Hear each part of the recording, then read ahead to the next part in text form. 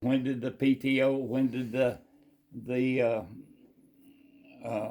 3-point hitch came out? Who had the first live power on a tractor? Uh, who used their own engines? Who bought their engines from somebody else? Made it where and yeah, McCormick was in Chicago.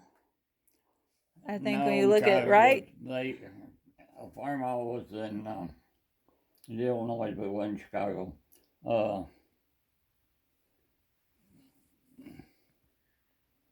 No, I can't think of the I think name. they had a big factory in The first tractor made was a Hart Par. 1900. But they had the steam engine tractors before steam engine would go way back, but first gasoline powered tractor that's considered an agriculture tractor was a Hart Par.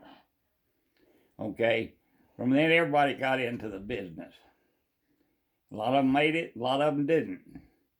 1930 was a changing year. The major brands pretty much took over at 32, or 30 and 32 in there.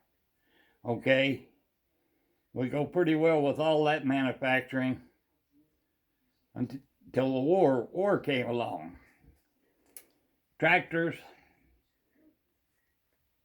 there was a law that they couldn't come out with a new or modify their tractors and couldn't come out with a new new model.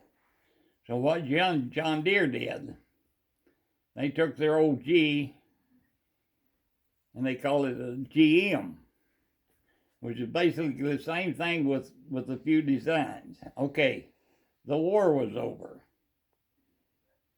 We had a bunch of war surplus engines, mostly Chrysler 6-cylinders. Okay, we had the Custom come out. We had the several of them. Earthmaster came out. So Earthmaster using Continental engines in Burbank, California, and made this Earthmaster out here. So the war spurred the technology for the tractors of the 50s. The war, they used, I don't know, yeah, I guess it did. But the war surplus gave everybody a chance to buy engines. So the tractors were cheaper. So tractors were cheaper in the 50s, 40s, late 40s and 50s than they were before. I don't know for sure about that. But this Earthmaster out here, it has I can't remember the brand. It has some car transmission that they bought. It's got a Continental engine, N62, which is the same engine in a Massey Pony, Alice G, and Continental. All use the same damn engine. The Alice G had a little variation because the water pump was on a different place. And then a lot of them got into a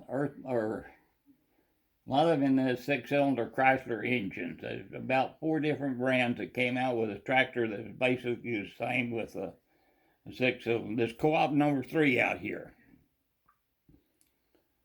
made by Duplex Machinery in Illinois, that they bought the Chrysler 6-cylinder 250 engine and put it and built their, and they used the Dodge 2.5-ton truck for the rear end, and they made a drop, which they run the axles out here.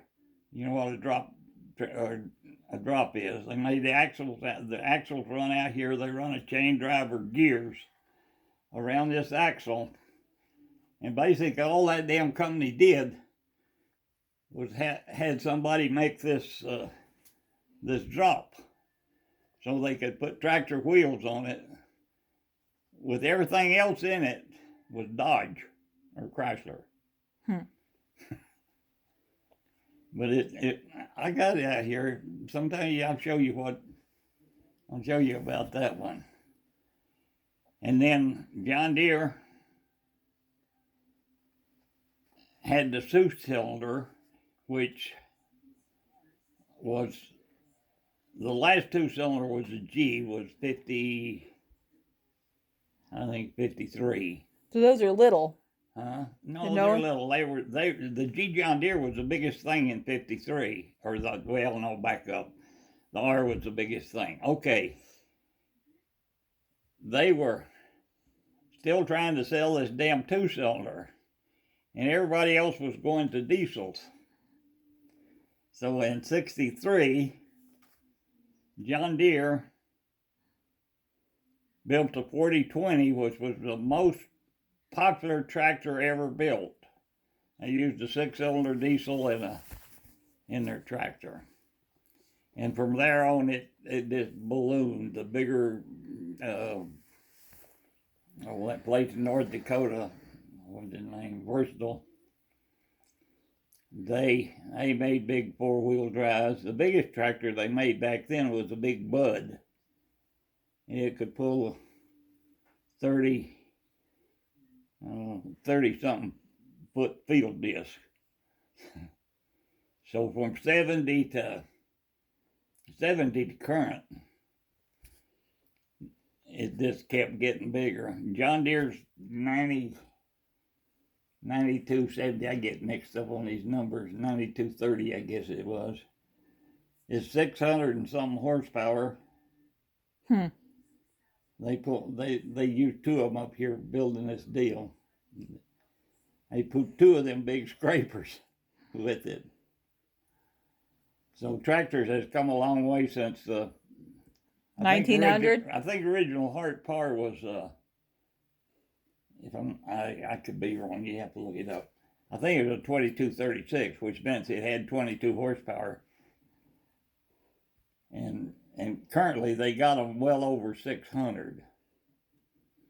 So it's interesting.